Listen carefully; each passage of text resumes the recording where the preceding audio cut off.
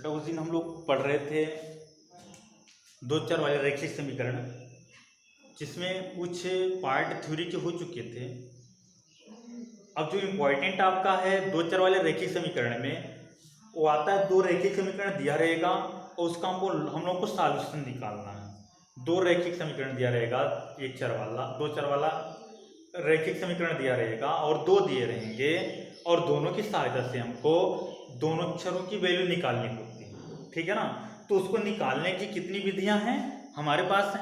चार विधियां हैं। पहली विधि का नाम है प्रतिस्थापन विधि। ठीक है ना। दो दिए गए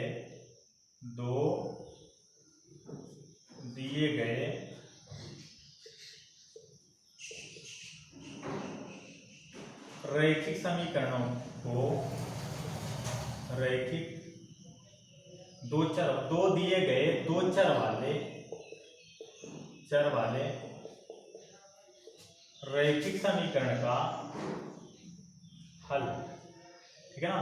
तो कितनी विधियां बेटा? पहला हम लोग पढ़ेंगे विलोपन विधि। दूसरा हम लोग पढ़ेंगे प्रतिस्थापन विधि।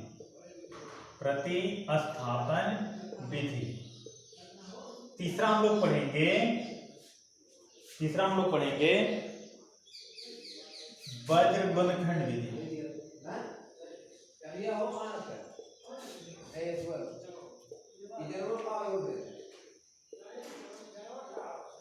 फिर चौथा हम लोग पढ़ेंगे ग्राफ। ठीक है ना।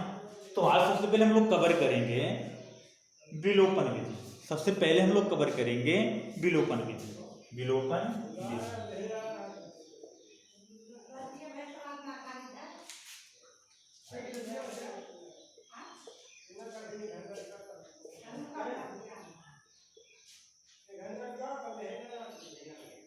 पहला हम लोग पढ़ेंगे विलोपन विधि। तो बेटा देखिए, इस विधि में क्या होता है कि हमारे दो समीकरण दिए रहेंगे, दोनों में से किसी एक में से हम एक की वैल्यू निकाल के अगले में पुट करते हैं, रख देते हैं, तो वहां से हमको एक की वैल्यू आ जाती है। ठीक है ना। जैसे अगर हम इसको एग्जाम्पल से समझाएंगे तो ज्यादा बढ़िया रहेगा। एग्जाम्पल देकर समझाएंगे विलोपन विधि में। ठीक है ना। जैसे दे दिया 2x + 3y = 7, और अगला दे दिया 3x + 5y = 11। ठीक है। कितने समीकरण दिए? दो दिए। दोनों कितने चर वाले हैं? दो चर वाले हैं, और दोनों क्या रैखिक हैं। इस वजह से अब हम लोग क्या करेंगे? किसी विधि से निकालेंगे? विलोपन विधि से निकालेंगे। ठीक है ना। तो ये विलोपन विधि से निकलता है कैसे है? पहली केस ये है, इस समीकरण एक है और एक कितना है? दो। तो पहली बार बेटा ये आती है कि आप एक से ना, चाहे जिसको आप पकड़ लीजिए, चाहे इसको आप लीजिए और चाहे आप इसको लीजिए, दोनों में से चाहे जिसको लीजिए, एक से आप x या y की वैल्यू फाइंड करोगे। आसान होता है।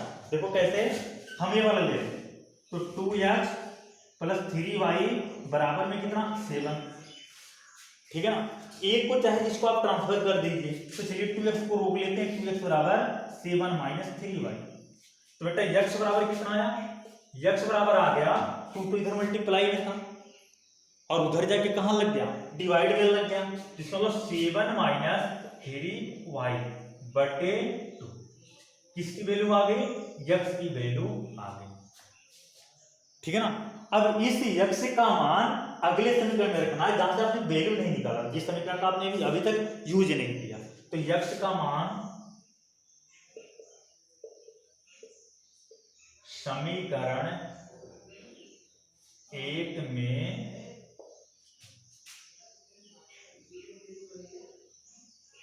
रखने पर, एक में नहीं भैया, दो में, समीकरण दो में रखने पर। तो देखो रख के चेक करते हैं। तो 3 × 7 - 3y / 2, x के स्थान पर रखा नहीं, प्लस 5y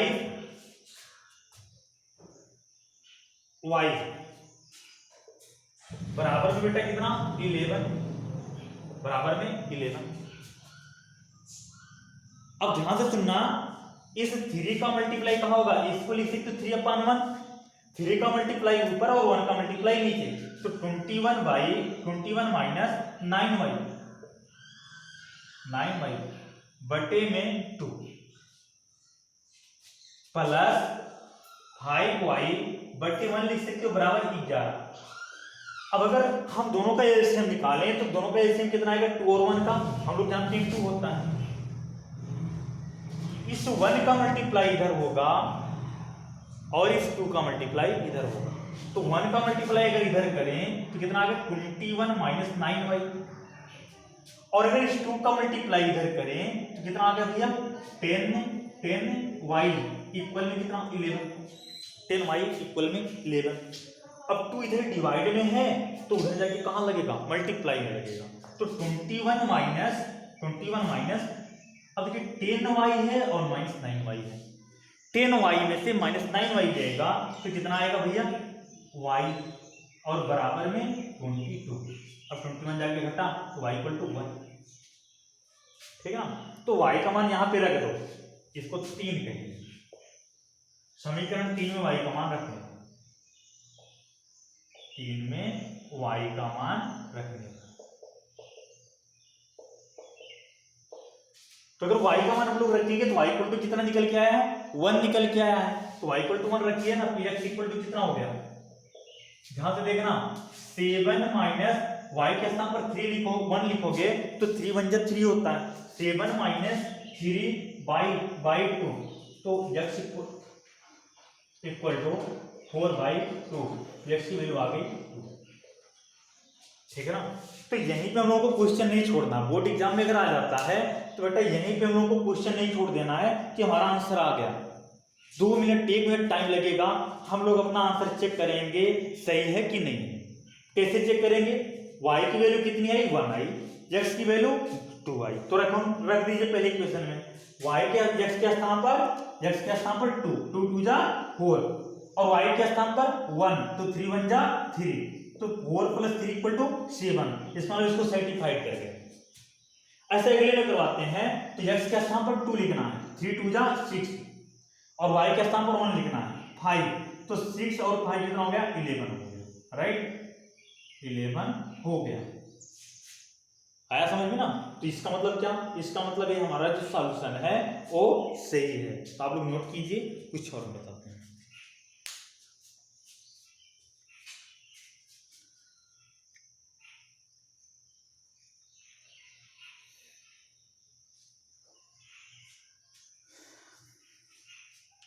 चलिए नेक्स्ट क्वेश्चन देखते हैं हम लोग।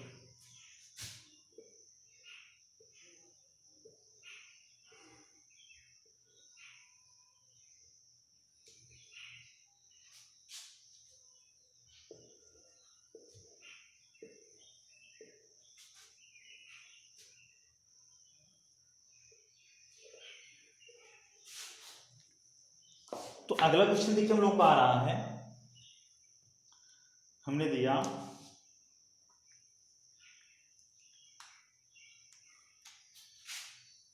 3x +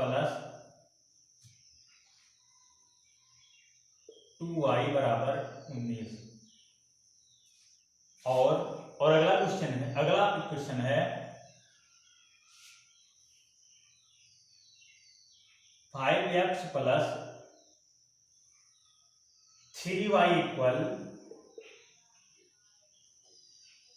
30, ठीक। अब हम लोग क्या करेंगे, इससे x और y की वैल्यू फाइंड करेंगे। इक्वेशन बेटा हमारे पास कितने हैं, इक्वेशन हमारे पास 2 है, इक्वेशन 2 है, ठीक है ना। तो हम लोग सबसे पहले क्या करेंगे, पहला समीकरण लेंगे। तो पहला समीकरण क्या है, पहला समीकरण हम लोगों का है, चाहे पहला लीजिए चाहे दूसरा, आप कोई भी ले सकते हो, 3x + 2y = 19, 3x + 2y = 19, तो यहां से क्या है, इसकी वैल्यू निकाली, इस बार हम y की वैल्यू निकाल रहे हैं। देखो 2y equal to 19 minus 3x। तो बेटा y की वैल्यू कितनी आ गई, y की वैल्यू आ गई 19 माइनस 3x बटे में कितना, बटे में 2। ये y आ गया, आया ना। अब y का मान समीकरण 2 में रखने पर y का मान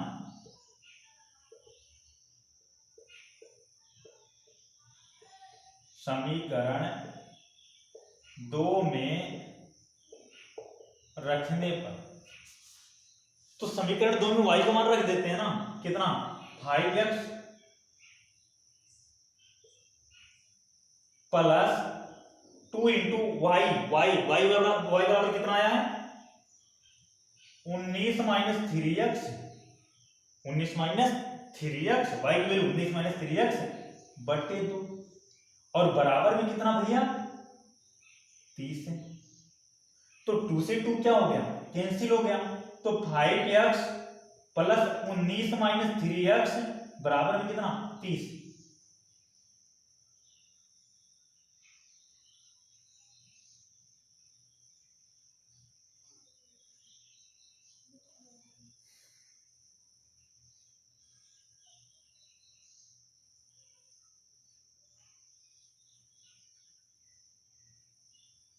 भैया इतना आया समझ में।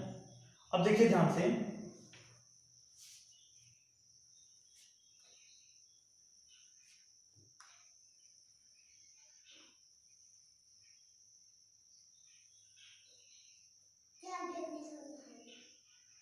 अब देखिएगा ध्यान से,